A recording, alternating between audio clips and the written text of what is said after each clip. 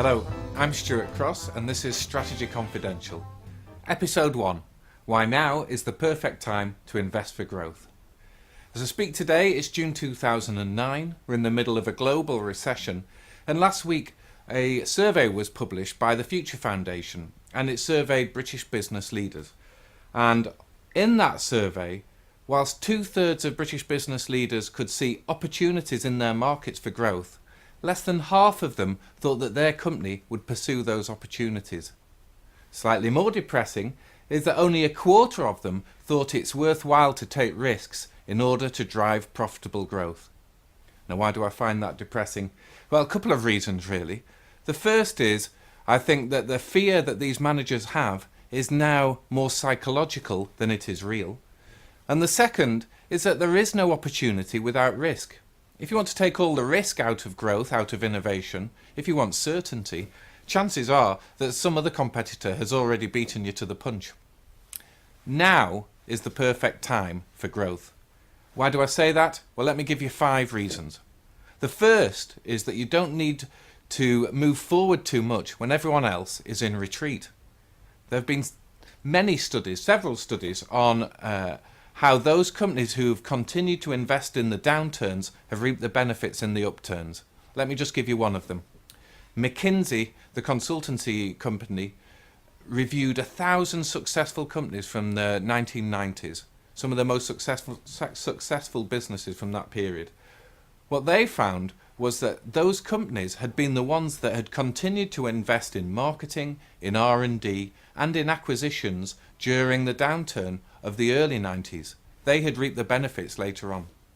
You don't need to move forward too much when everyone else is in reverse. Just keep doing what you're doing. Number 2, innovation is still the main driver of profit growth. A Business Week have reviewed all the top 500 companies in the US. Their conclusion, it's still innovation that makes the money. Number 3, investment is cheaper now.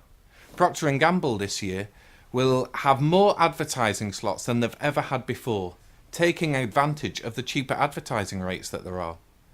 KKR, the private equity firm, say that there's about $300 billion in private equity companies waiting to invest in what they call distressed assets. Investment is cheaper. Number 4, there is a real opportunity to drive customer loyalty.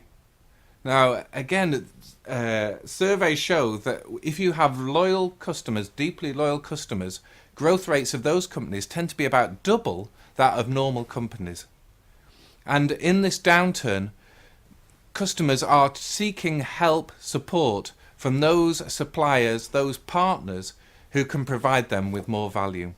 And linked to that, number 5, it's not just a question of finance, it's not just a question of money. It's about time, attitude, and commitment. Let me give you a small example of what I think is quite a big point. I'm currently going through my midlife crisis, and as part of that, I have started to play in a rock band. That rock band was brought together by Colin, who owns a guitar shop in Nottingham. He brought together other people, mainly men who are going through midlife crises, who also want to, in their 40s, go back and be part of a rock band. Now, we've had a great time. We've played some gigs, we've played together, we've had a brilliant time doing it.